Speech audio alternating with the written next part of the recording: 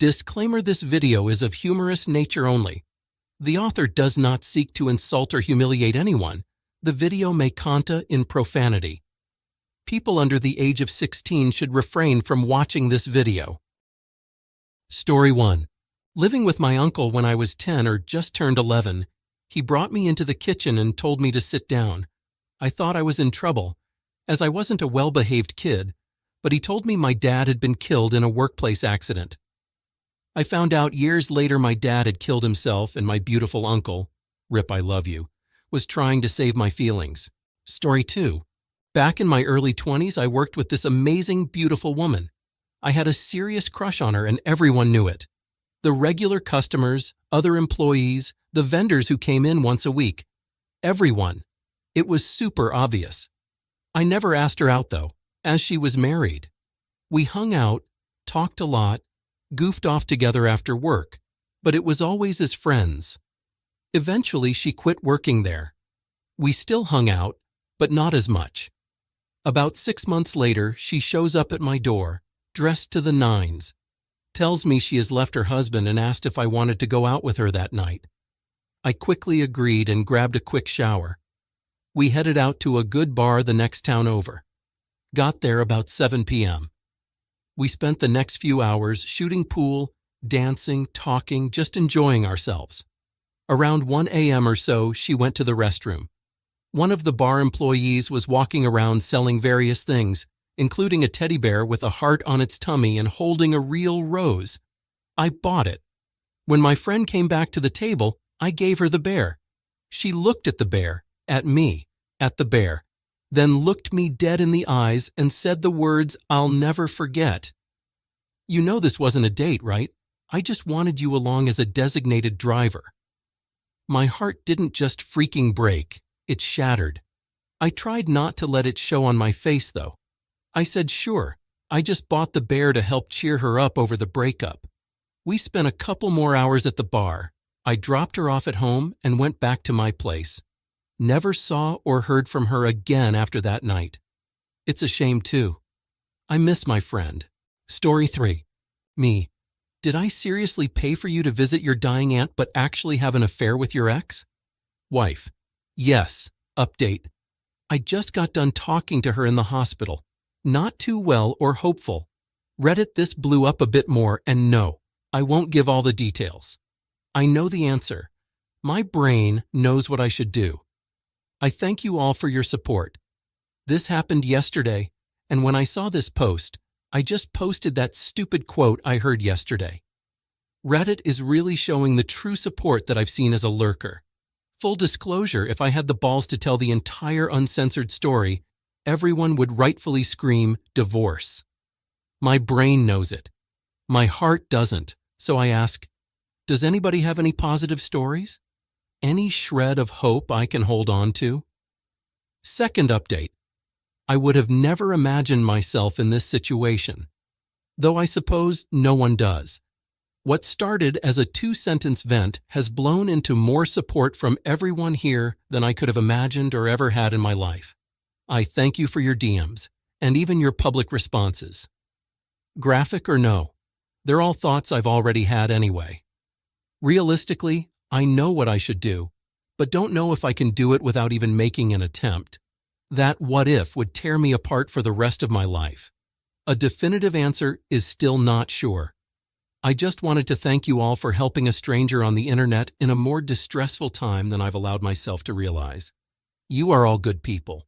Story 4. My family probably doesn't remember this. I ran a YouTube channel as a 14-year-old back in 2015. I applied for the YouTube Partner Program and got in, which was a bigger deal. Back then, I remember making $0.045, a few tenths of a penny. I ran to my family and exclaimed, I made money from YouTube, isn't that cool? I did it. My entire family looked at how much, laughed at me, and my dad said sarcastically, wow, tell me when it's enough to pay the mortgage because then it will matter. 10 years and 300K subs later. I've hit multiple million view videos and make more than any of my family did at my age now. It's normal to be a YouTuber. But it was hard to push through when I feel like no one had my back on this dream of mine. Story 5. Usually we only work kids like this for 10 mins. It's been 30 mins without an improvement. We are going to discontinue CPR. The doctor leading the resuscitation efforts on my daughter, born at 27 weeks via emergency C-section, while my wife was out from the general anesthetic. She took her last breaths in my arms at 34 mins old. I'm not the same person anymore. Story 6.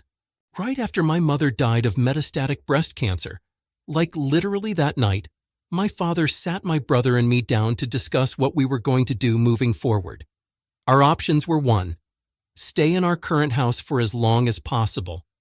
My father could only just barely support us all there with some serious penny pinching. Or 2, move in with my grandmother, but only under the condition that we gave up our 2 dogs. My father's heartbreak was visible as he said this to us. I was 17 at the time. My brother was 15. We had an 8-year-old brother who was left out of the discussion. If anything went wrong, we would be forced to move in with my grandmother anyway. The major concerns were the dryer, which was audibly going out, my dad's car, which was over 10 years old, and if the landlords raised the rent, since we were currently getting a rate far below what the house was actually worth. My grandmother had the space for us, but wouldn't let us move in with our dogs because she didn't have the energy to clean up after a pet anymore. This wasn't about poor housebreaking, but about the usual hair and smell that comes with owning a dog. It didn't matter that 3 adolescents were moving in and could help with the cleaning.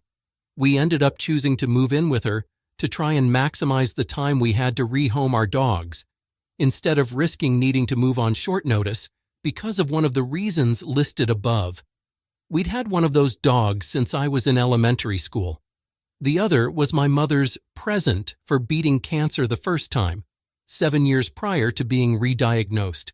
She had always wanted a boxer or a pit bull, but Dad wouldn't let her get one because they're aggressive. He finally caved and let her get a mutt listed as having boxer lineage when it came time to celebrate. And now they're gone because my grandmother couldn't understand delegation and division of labor. Story 7. My mom has always financially struggled. She had a car that was beyond repair, so we gave her my wife's Toyota and bought my wife a new car. We weren't in a rush to replace my wife's car, but it was old, and our family was growing, and my mom needed a car. My mom drove that Toyota for 15 years until my grandma left her a newer car after she could no longer drive. After that, she just let the Toyota sit and rot. I later found out from other family members that she hated the Toyota and will tell people what a pile it was. This left my wife and I feeling like crap. We could have used it for a trade-in but felt bad for my mom. No good deed goes unpunished. Story 8. A few weeks before my wedding, I had a falling out with a bridesmaid because I caught her in a couple of big lies. So I told her that I didn't want her in my wedding, and I was no longer going to be in hers. She started telling lies about me to her friends, saying I attacked her for her character and told her she was a bad person, which I had the texts to prove that is not what I said. A friend of hers whom I barely knew took it upon herself to text me that I was unfit to be a wife and anybody's mother. I had a soon-to-be 12-year-old stepdaughter and I was 8 weeks pregnant. A few weeks later, Tiabayu, my stepdaughter, while in the care of her bio-mom, was killed in an accident. And 3 weeks later, I miscarried my son. Every night I thought about those words from a near stranger, that I was unfit to be a wife or mother. I really started to believe it and felt like that's why I lost not 1 but 2 children. It took a full year of weekly therapy to work through that one untrue statement. Etta.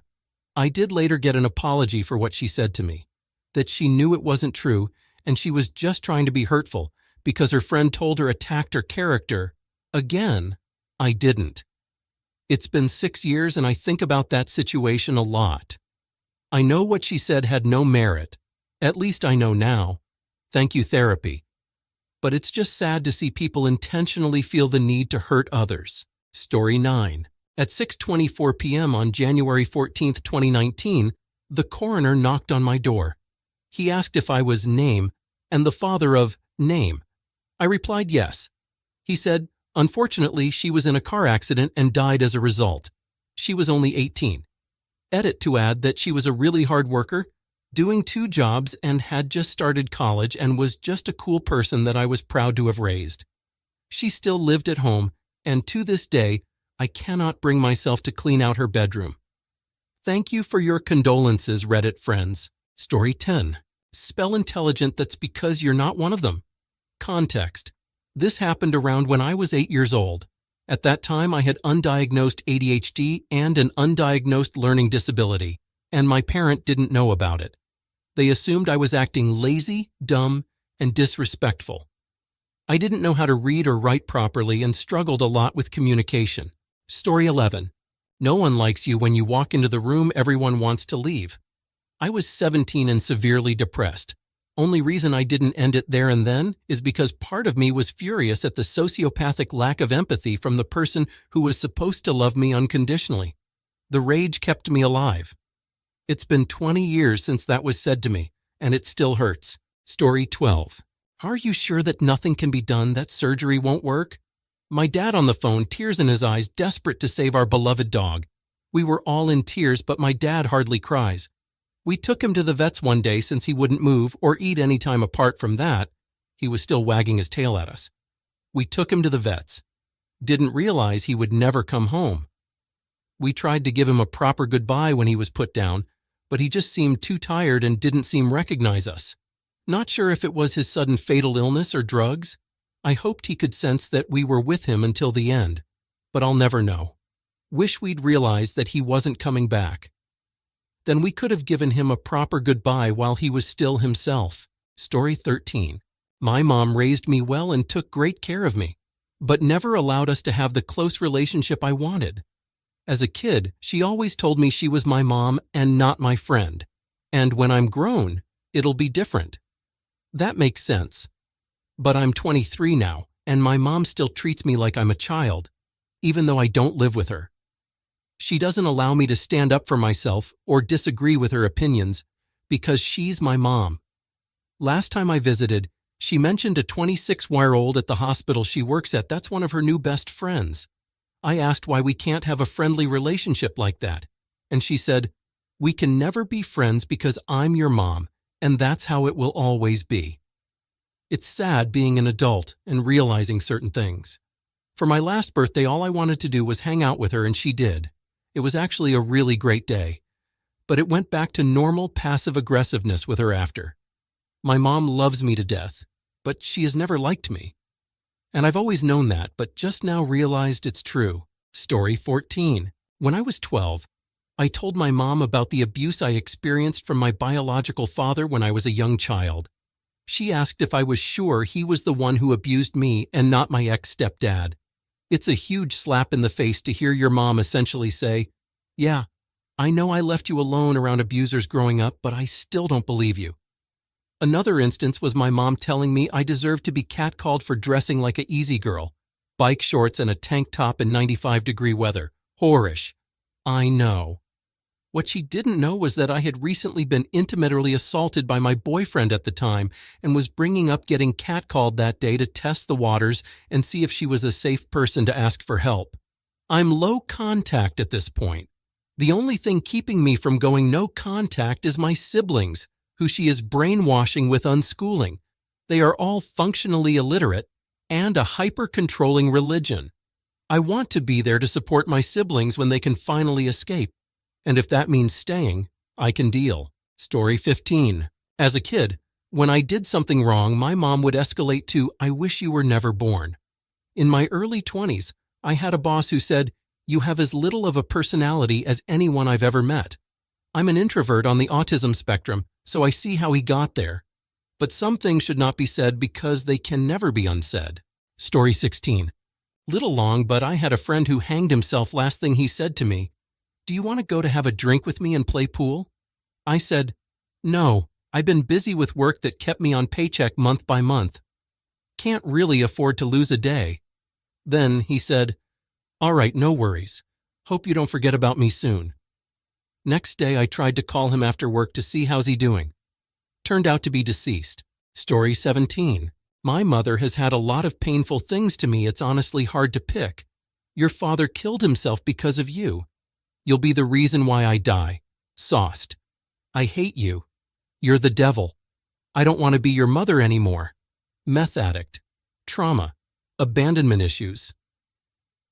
I put myself through foster care and apparently I'm the bad guy still. I really didn't do anything to deserve this treatment from her. Story 18. My mom is an alcoholic. At a low point in her life, when my dad was filing for divorce and she stood to lose everything, my grandma told her that all that mattered now was me and my sister, and that she needed to choose between alcohol and her kids.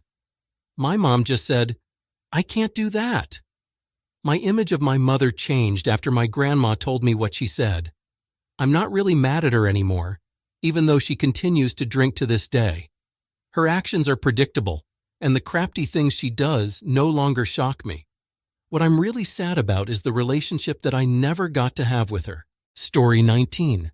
In my mid-20s, I finally told my mother my older brother has molested me as a kid. Her response was, "I had always wondered." Fast forward a few months when I had processed that response and tell her how I feel about her always wondering, but not doing anything to address it. She screams, "Well, you would initiate it too, so you obviously wanted it." I was 7 to 9 years old at the time this occurred with my older brother. In that moment, I swear to God she was non-human, like eyes black surrounded by a vortex of black fog energy. It's hard to find words for it, but truly, I have never seen anyone transform into whatever I saw her as in that moment. Story 20. After receiving a compliment that I had beautiful soft skin, my mom told 8-year-old me, "When people say things like that, or that you have nice hair, it's because they can't tell you that you're beautiful. So instead of just saying that you are ugly, they feel like they have to say something nice, so they find something small, like your skin, to compliment you on. You shouldn't believe them." Oh, and then a few years later, she told me that she loved our dad more than my brother and I, because she chose him. She didn't get to pick us, she just made us. A few more years go by, and they divorce. She then keeps telling us how she can't wait for us to grow up so she can move on with her life. Story 21. When I was a young, impressionable college student, I had the opportunity to speak one-on-one with the president of the company. I felt would be my dream job. I was always painfully shy, and this was a very challenging conversation to have, but I was trying to be as brave as possible. When he asked me what career I was interested in, I truthfully said I was torn between X and Y, because I really like to do both, and would ideally love to pursue both. He told me, "In my experience, if you do both, you do neither well." That was pretty much the end of the conversation. It may have been true, but it also kind of crushed my dreams. Story 22. You're going to have to give up all your video games, D&D, and stupid little hobbies if you ever get a girlfriend. This and many other pieces of wisdom from my older sister that lead to the destruction of any sort of confidence in my teenage years. But joke is on her, as I now have a girlfriend that is a Disney nerd that loves all my stupid little hobbies. Story 23. My father has cancer. He was in the hospital at the end. We visited a lot. On his last hour, the hospital called us and said that he wasn't going to make it through the night and to get there soon. We left the house immediately, but it was very foggy out, so I couldn't drive fast enough. The most painful thing was said when we got to the hospital. The nurses were in his room and they told us he just passed. We missed being there for my father at the end by seconds. I feel guilty for it until this day. I feel like I could have driven a little bit faster despite the fog and gotten there before the end. Story 24. I grew up not knowing my father, so I always called my half-sister's father Dad since he and my mom were married during my adolescent years. One day, I was talking to my sister on the phone, and when I mentioned him, she kind of whispered, "Why don't you go find your own father?" Which was such a shock to the system. I didn't say anything then, but when I brought it up to her about a year later, she swears up and down she didn't say it. But I wouldn't make something like that up, especially if I would have never in a million years expected her to say something like that. Story 25. I was always high pressured to be the perfect kid for my parents. which lead to me have a full mental breakdown in my first year of college and having to drop out. My mom had a law school reunion, and she was disappointed that she didn't have a kid to brag to her classmates. Everyone had something good to say about their kids, and I had nothing. It just reconfirmed my feelings of always having to be perfect, while my crazy older sister, even though she got in trouble more often, she could pretty much do whatever she wanted. Meanwhile, I was the kid my parents could point to and say, "See, we at least have one good kid." Story 26. Was 15 and missed the school bus. I guess my mom was already having a terrible morning or something, because having to drive me to school made her late to her job. Self-employed. On the way to my school, she looked me in the eye and said, "If I knew this was how you'd turn out, I would have aborted you." Years of therapy still haven't fixed it, and the first time I confronted her about this memory, she claims she never said that and would never say anything like that to any of her children. But I'll never forget that moment. Story 27. 1. It happened to me and your aunt too. We made a pact to keep it a secret. I think you should join us. You can never tell a soul what happened. My mother told me after her brother intimately abused me over the course of multiple days. 2. Mom's pregnant again. My brother, 12, told me. 22. Knowing another baby, a girl, would have to go through what we both did makes my heart break in so many ways. Story 28. Days after graduating veterinary school, my disgusting father said, "You never fail to disappoint me." It hurt, but not in a personal way. More in the way of, I can't believe he had the audacity to speak to me like that after completing a very difficult degree. He was always controlling, and I think it was some mind game of his. To put me down so I wouldn't feel too good about my success. That way, I was easier to control. I moved out the next day. Haven't spoken to him in 5 years. Best decision I ever made. Story 29. When my dad told me our dog passed away. I live away from my hometown where my dog was. She was sick, so my cousin there brought her to the doctor and sent my dad updates along the way. My dad hid the news from me because we were outside and he knew I'd break down. I knew she was severely sick, but was hoping she would be fine. The moment we reached home, my dad told me the news, and my heart shattered. Never got to say goodbye, and never got to be by her side when she left. Story 30. She just went. Mom was hospitalized at 65 because she suddenly lost her appetite and was unwell. The doctors couldn't find anything wrong with her despite her being there for a month. She declined, and after watching her horribly deteriorate, she went into a deep sleep. Daughters said she wasn't actively dying and were still hopeful. I stayed by her side day and night, and the one time my aunt came and told me to go home and rest, my mom died. The one time I wasn't by her side. 2 years ago, and it still kills me every day. Thank you all for watching.